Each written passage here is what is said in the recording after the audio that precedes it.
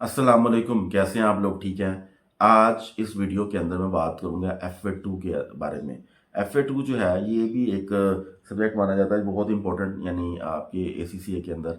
और ये second subject है फाउंडेशन का FA2।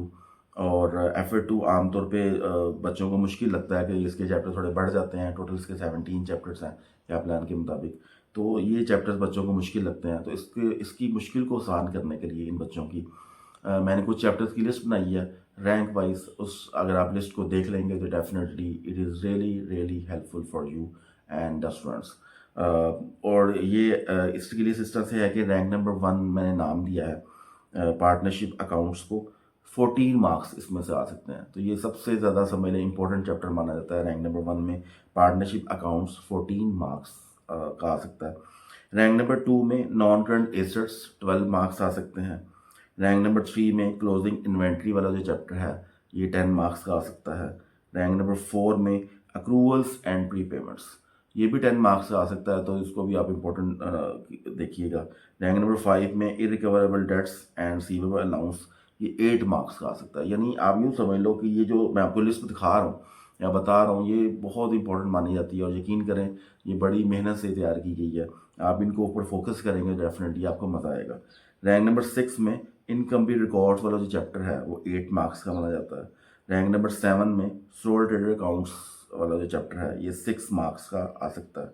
रैंक नंबर 8 में the try balance and correction of errors, ये आ सकता है आपको 6 मार्क्स का। रैंक नंबर 9 के ऊपर बैंक रिकन्सिलेशन, जैसे FA1 में आपने पढ़ा था, इसी का रिपीट है यहाँ पे, तो ये 6 मार्क्स का आ सकता है। इसके अलावा रैंक नंबर 10 में यहाँ पे भी इनपुट आउटपुट टैक्स को इंपॉर्टेंस दी जाती है, तो ये 4 मार्क्स का बरल आ सकता है। और रैंक नंबर 11 में trade discount and settlement discounts का 2 मार्क्स या 4 मार्क्स आमतौर पे पेपर आता होता है।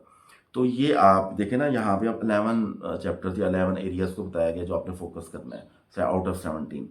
तो इसको भी फोकस कीजिएगा। देखें ना, आपको काफ़ी रिडक्शन मिल जाता है, काफ़ी चीज़ें मिल जाती है। इसमें से भी मैं आपको बता देता हूँ कि इम्पोर्टेंस मज़ीद, इसमें से भी मैं आपको शॉर्ट लिस्ट कर देता हूँ। पार्टनरशिप अकाउंट्स को ध्यान से कीजिएगा। अक्रूवल एंड प्री पेमेंट्स को मैंने शॉर्ट लिस्ट किया है। इसके अलावा इरिकवरेबल डेट को, रिसीवेबल अलाउंस को, ये देखना आपने अच्छी तरह से। इनकम्प्लीट रिकॉर्ड्स को और बैंक रिकन्सिलेशन को। तो ये 5 मैंने शॉर्ट लिस्ट मज़ीद कर दी हैं। यानी आउट ऑफ 11 सिर्फ आपको मज़ीद 5 दे दी हैं, यानी इसमें से 11 में से, ताकि आप मज़ीद फोकस कर सकें। तो 11 को तो आपने करना ही करना है। देखें 17 को तैयार करो, उसमें से जो भी मैंने 11 की लिस्ट बताई है उसको देखो, हर में जो मैंने 5 बताए हैं उसको फोकस कर लो तो ज़्यादा बेटर है। लेकिन ना 17 में से पहले 11 पर फोकस करो, 11 में से फिर मोस्ट फोकस, इसमें से ही मैंने आपको शॉर्ट लिस्ट करके 5 बता दी हैं। तो ये आप इस पर फोकस करेंगे, 5 में भी फोकस कर लेंगे ना, तो आपका 70% पेपर हो जाएगा। जैसे मैंने आपको बता दी, जो हर मैंने आपको 5 बताया ना, वीडियो पीछे करके देख लो, तो वो उसमें से भी 70% पेपर हो ही जाएगा। और ये हकीकत बात है, ऐसे ही है कि जो मैं अल्हम्दुलिल्लाह बात करता हूँ वो पूरी रिकमेंडेशन से करता हूँ। और आपको पेपर देख के पता चलेगा कि जो मैं बात कर रहा हूँ वो उसमें कितनी अथेंटिसिटी है, और जो मैंने चीज़ें बताई हैं वो वाक़ईतन आपको पेपर में काम आएंगी। मज़ीद अगर इसकी लिस्ट को आपने देखना है यानी एक डॉक्यूमेंट की शक्ल में, तो ACC ऑनलाइन अकेडमी वेबसाइट पे जाएं।